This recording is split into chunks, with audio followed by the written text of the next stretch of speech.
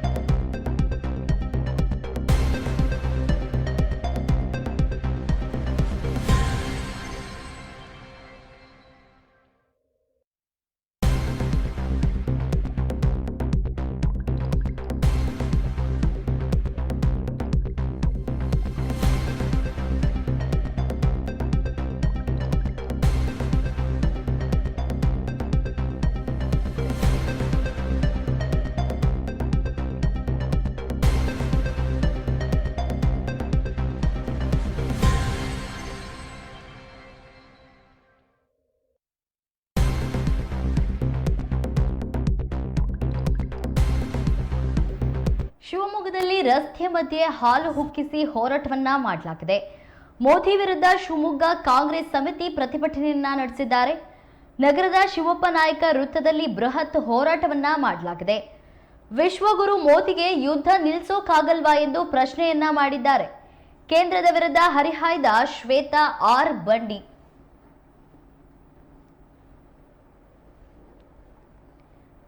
ನರೇಂದ್ರ ಮೋದಿ ವಿಶ್ವಗುರು ಎಂದು ಕೆಲವರು ಬಡಾಯಿ ಕೊಚ್ಚಿಕೊಳ್ತಾರೆ. ಆದರೆ ಈ ವಿಶ್ವಗುರುವಿಗೆ ಇರಾನ್, ಇಸ್ರೇಲ್, ಅಮೆರಿಕದ ಯುದ್ಧ ನಿಲ್ಲಿಸಲು ಆಗೋಲ್ವಾ ಎಂದು ಶಿವಮೊಗ್ಗ ಮಹಿಳಾ ಜಿಲ್ಲಾ ಕಾಂಗ್ರೆಸ್ ಅಧ್ಯಕ್ಷೆ ಶ್ವೇತಾ ಆರ್ ಬಂಡಿ ಕಿಡಿಕಾರಿದ್ದಾರೆ. ಇಂದು ಶಿವಮೊಗ್ಗದ ಶಿವಪ್ಪ ನಾಯಕ ವೃತ್ತದಲ್ಲಿ ಪ್ರತಿಭಟನೆ ನಡೆಸಿದ ಜಿಲ್ಲಾ ಕಾಂಗ್ರೆಸ್ ಸಮಿತಿ ರಸ್ತೆ ಮಧ್ಯೆ ಕಟ್ಟಿಗೆ ಒಲೆ ಹಾಕಿ ಹಾಲು ಕಾಯಿಸುವ ಮೂಲಕ ಪ್ರತಿಭಟನೆ ನಡೆಸಿದ್ದಾರೆ. ಮೋದಿ ಆಡಳಿತದಿಂದ ಭಾರತದಲ್ಲಿ ಗ್ಯಾಸ್, ಎಣ್ಣೆ ಬೆಲೆಗಳು ಗಗನಕ್ಕೆ ಏರುತ್ತಿದೆ. ಮೋದಿ ಅಮೆರಿಕ ಅಧ್ಯಕ್ಷ ಟ್ರಂಪ್ಗೆ ಹೆದರಿ ರಷ್ಯಾದಿಂದ ಕಚ್ಚಾ ತೈಲ ಖರೀದಿಗೆ ಮುಂದಾಗಿದ್ದಾರೆ ಎಂದು ಕಾಂಗ್ರೆಸ್ ಕಾರ್ಯಕರ್ತೆಯರು ತಮ್ಮ ಆಕ್ರೋಶವನ್ನ ಹೊರಹಾಕಿದ್ದಾರೆ. ಕೇಂದ್ರ ಸರ್ಕಾರ ಹಾಗೂ ಪ್ರಧಾನಿ ನರೇಂದ್ರ ಮೋದಿ ವಿರುದ್ಧ ಧಿಕ್ಕಾರ ಕೂಗುವ ಮೂಲಕ ಕೇಂದ್ರ ಆಡಳಿತ ಪಕ್ಷದ ಗಮನ ಸೆಳೆಯುವ ಪ್ರಯತ್ನ ಮಾಡಿದ್ದಾರೆ.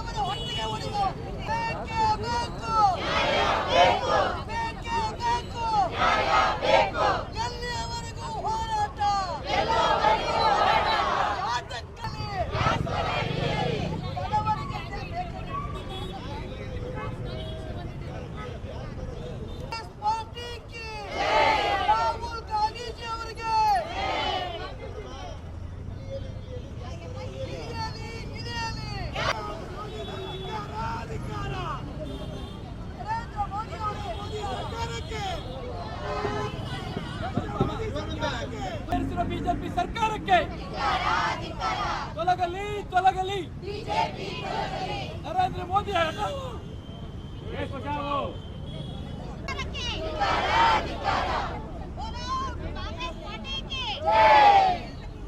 ಬಿಜೆಪಿ ಸರ್ಕಾರಕ್ಕೆ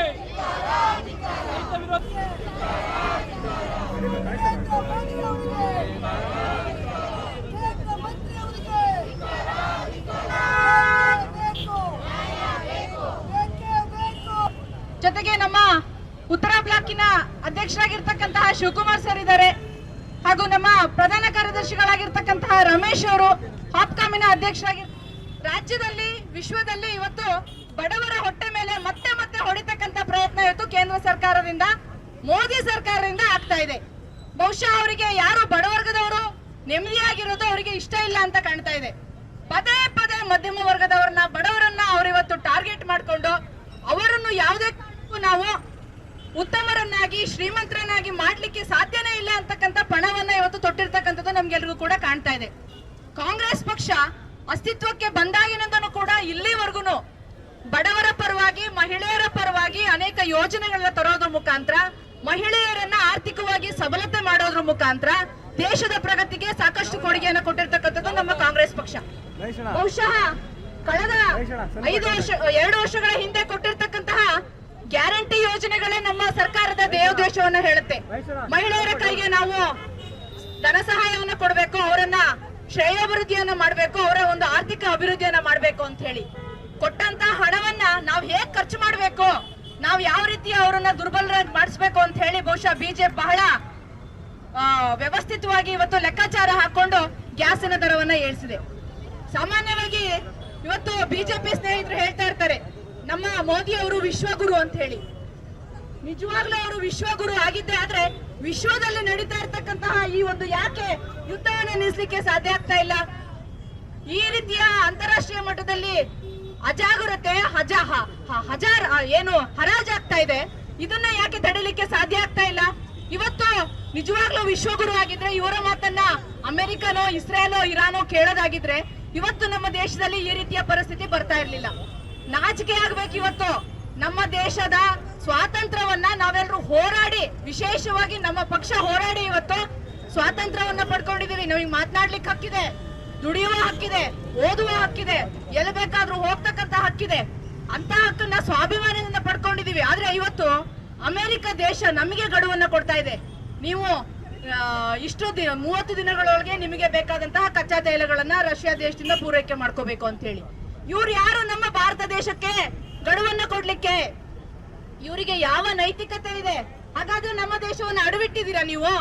ನಮ್ಮ ದೇಶವನ್ನ ಅಮೆರಿಕಕ್ಕೆ ಅಡವಿಟ್ಟಿದ್ದೀರಾ? ಹಾಗಾಗಿ ನೀವು ನಿಜವಾಗ್ಲೂ ನಾನು ಹೀಗೆ ಈ ಒಂದು ಸಂದರ್ಭದಲ್ಲಿ ಹೇಳ್ತಕ್ಕಂಥದ್ದು ಇಷ್ಟೇನೆ, ವಿಶ್ವಗುರು ಅಂತ ಕರ್ಸ್ಕೊಳ್ತಕ್ಕಂತಹ ನೀವುಗಳು ಪ್ರೂವ್ ಮಾಡಿ, ನಾನು ವಿಶ್ವಗುರು, ನನ್ನ ಮಾತನ್ನ ಇಡೀ ವಿಶ್ವವೇ ಕೇಳುತ್ತೆ, ನಾನು ಈ ಯುದ್ಧವನ್ನ ನಿಲ್ಲಿಸಬಲ್ಲೆ ಅಂತ ಹೇಳಿ ಬಹಿರಂಗವಾದ ಹೇಳಿಕೆಯನ್ನ ಕೊಡಿ.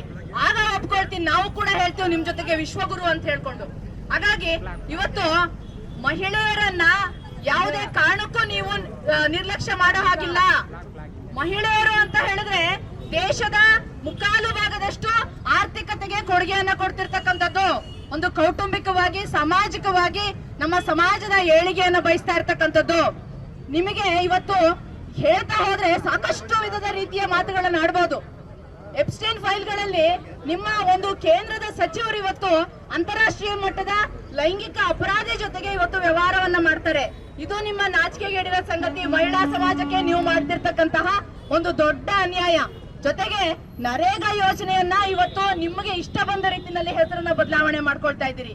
ನಾವಿವತ್ತು ಸಂದರ್ಭದಲ್ಲಿ ಹೇಳ್ತೀನಿ, ಗೋಡ್ಸೆ ಯೋಜನೆ ಅಂತ ಮಾಡ್ಕೊಳ್ಳಿ. ನಿಮ್ಮ ಯೋಜನೆಗಳನ್ನ ಗೋಡ್ಸೆ ಯೋಜನೆ ಅಂತ ಮಾಡ್ಕೊಳ್ಳಿ. ನಿಮ್ಮ ಹಿಡನ್ ಅಜೆಂಡಾಗಳು ಅದೇ ಇದೆ. ಹಾಗಾಗಿ ಈ ಒಂದು ಸಂದರ್ಭದಲ್ಲಿ ನಾವು ಹೇಳ್ತಕ್ಕಂಥದ್ದು ಇಷ್ಟೇನೆ, ಮಹಿಳೆಯರ ವಿಷಯಕ್ಕೆ ಬಂದ್ರೆ ಖಂಡಿತವಾಗ್ಲೂ ಯಾವುದೇ ಕಾರಣಕ್ಕೂ ಮಹಿಳಾ ಸಮಾಜ ಸುಮ್ಮನಿರೋದಿಲ್ಲ.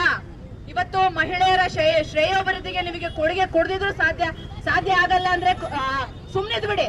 ಅದನ್ನ ಕಾಂಗ್ರೆಸ್ ಪಕ್ಷ ಮಾಡುತ್ತೆ. ಕಾಂಗ್ರೆಸ್ ಪಕ್ಷ ಮಹಿಳೆಯರ ಶ್ರೇಯೋಭಿವೃದ್ಧಿಗೆ ಯಾವತ್ತೂ ಕೂಡ ಪಣ ತೊಟ್ಟಿದೆ. ಅದನ್ನ ನಾವು ಮಾಡ್ತೀವಿ. ನೀವು ಯಾವುದೇ ಕಾರಣಕ್ಕೂ ಈ ಮನೆಯಲ್ಲಿರ್ತಕ್ಕಂತಹ ಮಧ್ಯಮ ವರ್ಗರನ್ನ ಬಡವರನ್ನಾಗಿಸಿ ಮಾಡೋದು, ಬಡವರನ್ನ ಸಾಯಿಸೇ ಬಿಡ್ತಕ್ಕಂತಹ ಒಂದು ಶಪಥವನ್ನ ಇವತ್ತು ನೀವು ಮಾಡಿದಿರಿ. ಹಾಗಾಗಿ ನಿಮ್ಮೆಲ್ಲ ಈ ನೀತಿಗೆ ನಾನು ಧಿಕ್ಕಾರವನ್ನ ಕೂಗ್ತಾ, ಇಲ್ಲಿ ಇರ್ತಕ್ಕಂತಹ ಧೋರಣೆಯನ್ನ ನೀವು ಶರಣಾಗತಿಯಾಗಿದ್ದೀರಿ, ಕಾಂಪ್ರಮೈಸ್ ಆಗಿದ್ದೀರಿ. ನೀವು ಇವತ್ತು ನಿಮ್ಮ ಒಂದು ಇತಿಹಾಸಕ್ಕೆ ನಿಮ್ಮಲ್ಲಿರ್ತಕ್ಕಂತಹ ದೌರ್ಬಲ್ಯವನ್ನ ಇವತ್ತು ಯಾರಿಗೋ ಕೈದಿಗೆ ಕೊಟ್ಟು ದೇಶವನ್ನ ಹರಾಜು ಮಾಡ್ತಾ ಇದ್ದೀರಿ. ದೇಶದ ಒಂದು ಆರ್ಥಿಕತೆಗೆ ಪೆಟ್ಟನ್ನ ಕೊಡ್ತಾ ಇದ್ದೀರಿ. ಈ ಒಂದು ವಿಚಾರಕ್ಕೆ ಮಹಿಳಾ ಕಾಂಗ್ರೆಸ್ ಶಿವಮೊಗ್ಗ ಇದರ ಎಲ್ಲ ಸದಸ್ಯರು ಕೂಡ ಧಿಕ್ಕಾರವನ್ನ ಹೇಳ್ತಾ, ಇವತ್ತು ಈ ಒಂದು ಸಂದರ್ಭದಲ್ಲಿ ನಾವು ಪ್ರತಿಭಟನೆ ಕರೆದಾಗ ಇಡೀ ನಮ್ಮ ಜಿಲ್ಲೆಯ ಎಲ್ಲ ತಾಲೂಕುಗಳಿಂದ ಇವತ್ತು ನಮ್ಮ ಮಹಿಳಾ ಸಮಾಜ ಜೊತೆಗೆ ನಮ್ಮ ಜಿಲ್ಲಾ ಕಾಂಗ್ರೆಸ್ ಸಮಿತಿ ಎಲ್ಲ ಹಿರಿಯ ಪದಾಧಿಕಾರಿಗಳು ಈ ಸಂದರ್ಭದಲ್ಲಿ ಆಗಮಿಸಿ ಈ ಒಂದು ಯಶಸ್ವಿಯನ್ನ ಮಾಡ್ಕೊಂಡಿದ್ದಕ್ಕೆ ಎಲ್ರಿಗೂ ಕೂಡ ವಂದಿಸ್ತಾ ನನ್ನ 2 ಮಾತು ಮುಗಿಸ್ತಾ ಇದ್ದೇನೆ.